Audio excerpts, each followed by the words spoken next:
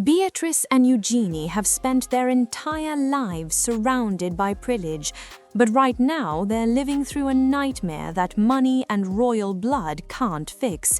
Because this isn't just about their father anymore. It's about the fact that every time new headlines drop, their names get dragged back into the mess, their reputations take another hit, and their futures get smaller and smaller. And behind the scenes, the pressure isn't just uncomfortable, it's suffocating. One of them is reportedly pulling away from friends, barely leaving the house, and trying to keep her life from collapsing in public. The other is facing a choice so brutal it could destroy the career she spent years building. And the scariest part, they don't even know what's coming next, because there are still books, leaks, and whispers that could reopen everything all over again. And if even one new detail connects them to the wrong people, the fallout won't just be embarrassing, it could be permanent. So today, we're breaking down what's really happening with Beatrice and Eugenie, why the pressure on them is reaching a breaking point, and how one person in their circle could make this whole situation explode overnight. And trust me, by the end of this, you'll understand why this story isn't fading. It's getting worse. If you want more deep dives like this, with the details other channels won't touch, make sure you subscribe now, because the next few weeks could change everything. Beatrice and Eugenie didn't create this scandal, but they're the ones being forced to live inside it. Because the truth is, the public doesn't separate them from their father's name. Not anymore. To most people watching from the outside, they're not two women trying to build normal lives. They're the York sisters, permanently linked to one of the most toxic royal controversies of the modern era. And that's what makes their situation so dangerous. They can't fully disappear, because they're still royal by birth, but they also can't fully step forward, because every public appearance becomes a headline waiting to happen. And the worst part is, they don't even have to do anything wrong. All it takes is one photo, one outing, one moment where they're seen standing too close to the wrong person, and suddenly they're trending for all the wrong reasons again. But here's what most people don't realize. The real pressure on Beatrice and Eugenie isn't coming from strangers online. It's coming from the silent, brutal rules of reputation and the way the royal world punishes anyone who becomes too risky to be associated with. Because in their world, perception isn't just important, it's everything. And lately, the perception around them has been shifting fast, not in a small scandal way, but in a way that feels like the ground underneath them is starting to crack. And if you think that sounds dramatic, just wait until you hear what's been said about Beatrice behind closed doors. Because according to people close to her, she's not just stressed, she's disappearing. Beatrice has always been the sister people describe as steady, quiet, the one who keeps her head down and just tries to live a normal life. But right now, that image is slipping, because behind the scenes, the rumors aren't about her being annoyed or frustrated, they're about her being genuinely overwhelmed. People close to her have been saying she's barely sleeping, barely eating, and that she's cut herself off from almost everyone except a tiny circle she fully trusts. And when you think about it, it makes sense, because Beatrice isn't just dealing with gossip, she's dealing with the kind of pressure that can ruin a family forever. And what makes it worse is that she's also a mother. So while the internet is arguing about whether she deserves sympathy, she's trying to raise a little girl in the middle of a storm that never ends. And the moment that really made things feel darker, it was the photos. Beatrice, her daughter, and Andrew seen out together in Windsor Great Park. Now, to some people, that looked harmless. A father, a daughter, a granddaughter, but to the public, it looked like something else entirely. It looked like loyalty. And in a scandal like this, loyalty is the one thing people don't forgive. But here's where it gets even more intense. Those photos didn't just cause outrage, they triggered fear. Because people around Beatrice reportedly believe she's terrified of what's coming next, and not just in the tabloids. In print, there's a new paperback edition of a royal book on the way, and the York sisters are said to be anxious about what it might include.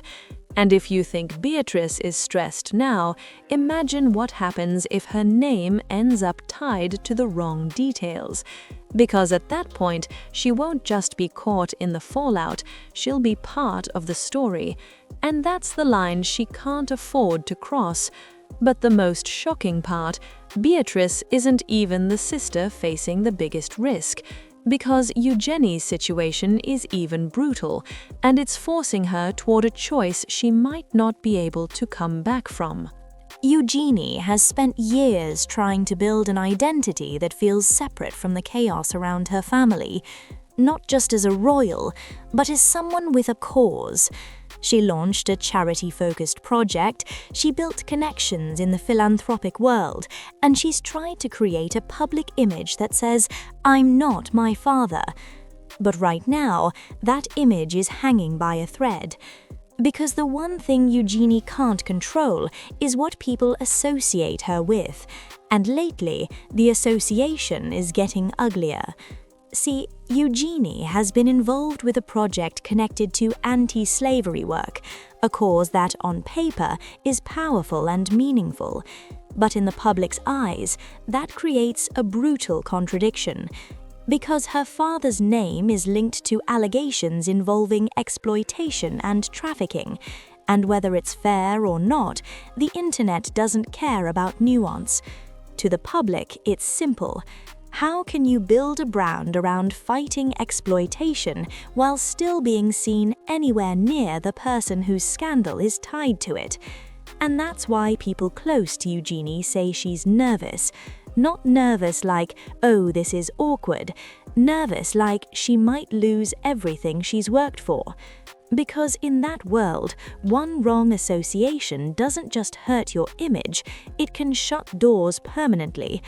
And what makes it even worse is that Eugenie's situation isn't just about her father, it's also about who she's close to, because she's remained friendly with Harry and Meghan, and that alone has made some people inside the royal world uneasy. In other words, Eugenie isn't just seen as Andrew's daughter, she's seen as someone who might not fully align with the palace. And in the royal ecosystem, that's dangerous.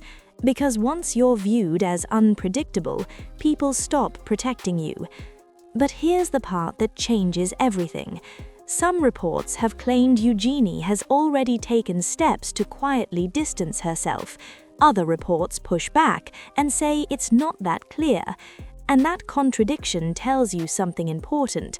There's a battle happening behind the scenes over what the public is allowed to believe. And the more confusing it gets, the more suspicious it looks.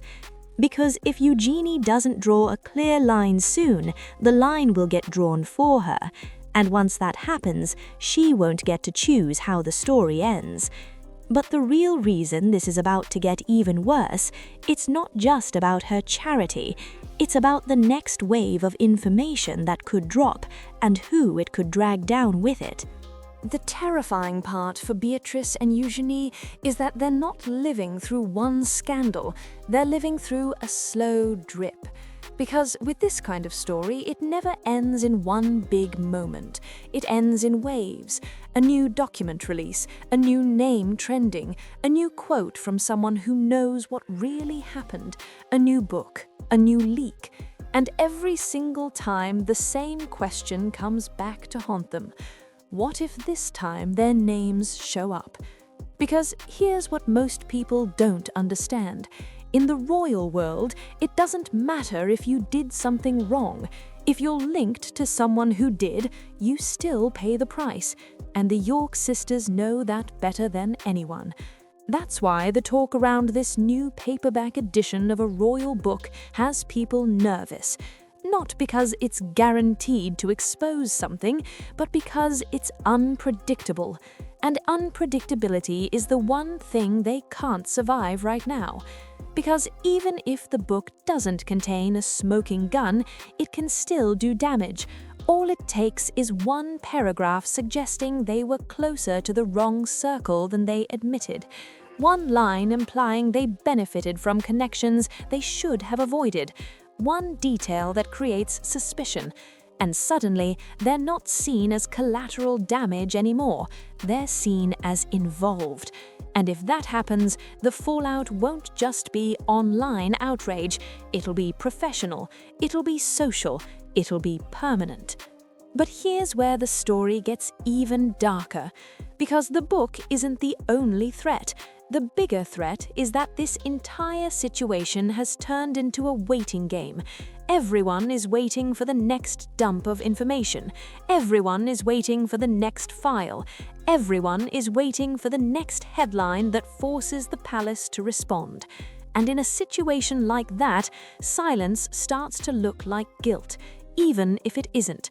Which means Beatrice and Eugenie are trapped in the worst position imaginable.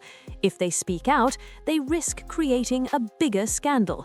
If they stay quiet, people assume they're hiding something. And the longer this drags on, the harder it becomes to escape. But the most dangerous part of all, there's one person connected to this entire mess who has the power to turn it from bad to completely catastrophic overnight. And it's not Andrew, it's not Beatrice, and it's not Eugenie. It's Sarah Ferguson. Sarah Ferguson has always been treated like a footnote in royal drama, a messy character, a tabloid magnet, someone people laugh at, roll their eyes at, and then move on from. But that's exactly why she's so dangerous. Because while everyone's been focused on Andrew, Beatrice, and Eugenie, Sarah has been standing right there the whole time, watching, listening, collecting memories. And unlike most people around the royals, she isn't bound by the same kind of discipline anymore. She doesn't have a formal role. She doesn't have a reputation left to protect in the same way. And that means she has something no one else in that circle has: freedom. Now, recently, there have been whispers that Sarah may be exploring a memoir, and the second that rumor hit the air, people in royal circles reportedly started reacting like they'd just seen smoke in a locked room. Because a Sarah Ferguson memoir wouldn't just be embarrassing, it would be explosive. Think about it. She's had a front-row seat to the royal family's most chaotic decades. The divorces, the betrayals, the private feuds, the way scandals were handled behind the scenes, and most importantly, the way certain people were protected. Because Sarah isn't an outsider. She's not guessing. She was there. And if she ever decided to stop playing nice, the damage wouldn't be limited to her ex-husband. It could spread through the entire institution. But here's what makes this even more intense. This wouldn't just be a tell-all for attention. There's a real motive: money. Because once you're pushed out of royal protection, the lifestyle doesn't magically pay for itself. And Sarah has spent decades living close enough to royal life to rely on it. So if she feels cut off, ignored, or financially abandoned, a book becomes more than a project. It becomes leverage. And that's why some people believe the memoir talk isn't just storytelling, it's a warning shot, a way of saying, "Don't leave me behind." But the scariest part, if Sarah speaks, it doesn't just affect her, it drags Beatrice and Eugenie even deeper into the mess. because it forces the world to look at the York family all over again. And if that happens at the same time as new leaks, new books, and new documents, it's not a storm anymore, it's a collapse. And that's why this story is so unsettling. Because Beatrice and Eugenie are trying to build futures, while the past is still alive, still talking, and still getting louder. And the next move might not come from the palace, it might come from someone who has nothing left to lose. Beatrice and Eugenie are living proof that in the royal family you don't have to do something wrong to lose everything. Sometimes you just have to be connected to the wrong person at the wrong time while the world is watching. And right now, their lives are being shaped by things they can't control. Beatrice is trying to protect her child and keep her private life from becoming public wreckage. Eugenie is trying to hold on to a charitable career that could collapse the moment the public decides she hasn't done enough to distance herself. And hovering over both of them is the same brutal reality. This story isn't finished, not with new books on the way, not with more documents still circulating, and not with Sarah Ferguson sitting on decades of royal secrets, knowing exactly how to make people panic if she ever decides to speak. Because the York scandal doesn't stay contained, it spreads, and the longer it drags on, the more people it pulls down with it. So the real question isn't whether Beatrice and Eugenie can survive this moment, it's whether they can survive the next one.